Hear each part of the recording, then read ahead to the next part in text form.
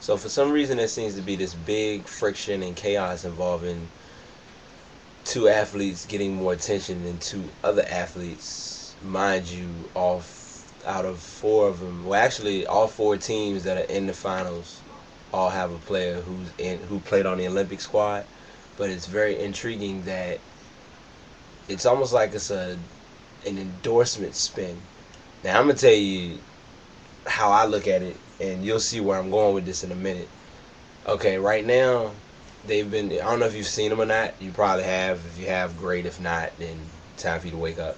But they've been doing these videos for LeBron and Kobe, pretty much promoting Nike. Everybody's taking it as okay. They're promoting MVPs or they're promoting what they want to be the championship game, which everybody almost wants to see, but it's almost like the script just isn't meant to play out like that, or it wouldn't be a playoffs. I mean, Denver and Orlando both have a chance to possibly knock these teams off. I'm gonna say this in a direct way, and most of my fans who watch or people who know me know what I'm gonna get ready to say. If Orlando wins tonight, the series is over. I'm sorry, like Cleveland. If Cleveland can come back and win 3 games, it would surprise me, but it's really not gonna be that easy because they're still playing in Orlando, and I mean you have to do two things. One, Cleveland have to steal a game in Orlando to make it a series, and on top of that, it's just not gonna be that simple because LeBron just can't carry that team as they expect him to. But here's my suggestion: Chauncey Billups is promoter for Adidas. Dwight Howard is a promoter for Adidas. Why don't the two of them work on something and do their own rendition and kind of make, it ain't got to be the puppets or whatever, but do something to kind of say, well, hey, you all think that you all are the best players. Let's get our squad and get our team on the map, and that would make it look as though okay, it's not just a biased season or a biased start to see Kobe and LeBron play against each other, or rather, the Lakers and the Cavs play against each other. You almost got to sit down and look at it because right now, all right, today, right now, Orlando's ahead 2-1. LA yesterday lost, so their series is now tied 2-2. More than likely, their series will go 7 games, and the other series, I'm bluntly gonna assume is going 6 games. I don't know who's gonna win it, but I think it's going 6. I can't see 7. Um, it's gonna be interesting. It's gonna be a matchup. But one thing's for certain that whoever comes out victorious will deserve, will have earned it. But I just think that the battle between those two teams is just getting so massive to the point where it's just not even exciting anymore. So it's just a thought, just something that kind of hit me while I was sitting down watching all this stuff going on. But beyond that, I hope everybody had a good, safe, happy, festive Memorial Day of some sort. Moment to honor those who have and are fighting for the country, those who have died fighting for the U.S., all of that jazz. Initially, when I did this video, I'm not going to lie to you, I had intents of doing a video about an application because someone did send me a question about one of the apps on the G1. So I can tell you now, if you don't have a G1 and you don't care about the G1, you can cut off, stop the video, and give a comment, do whatever.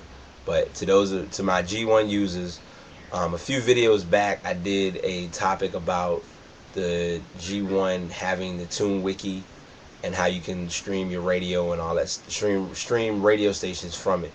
I had a gentleman ask me if it was possible to stream radio stations like DI.FM or Sky.FM. They're all like one website, and it actually is possible. I'm not going to go through the steps and showing you on the phone, but what I will tell you is if you have TuneWiki installed on your phone, when you pull up TuneWiki, there are going to be 5 little buttons at the bottom. The second button should look like a microphone, the old school microphones that they use when they're doing like radio talk or whatever. You'll tap, touch on that. When you touch it, it's going to give you Last.fm and Shoutcast Radio. You want to choose Shoutcast Radio. Shoutcast Radio is actually what's used with Winamp. So if you use Shoutcast Radio, you should be fine. You do Shoutcast Radio, and then it's going to give you different options of genre. You can search by genre. You can search by the name of the radio station, whatever. You just have to make sure it's a radio station that is played on that through Shoutcast. You can go on shoutcast.com and probably find those stations. It's not a tough process to do. But once you've done that, you can search for. What I normally do is I search by genre, because most people know I listen to a lot of house music and a lot of classical music. So between those two stations, they come up, of course, on di.fm and sky.fm anyway. Oh, and for those of you who don't know, DI is short for digitally imported. They are one of the top radio pushers out there. I think I done gave them more credit between Twitter, YouTube, whatever. I definitely give them their props, because that's been kind of like my escape haven when it comes to listening to music. So if you got, if you have those to listen to, definitely get it, take it with open arms and enjoy it.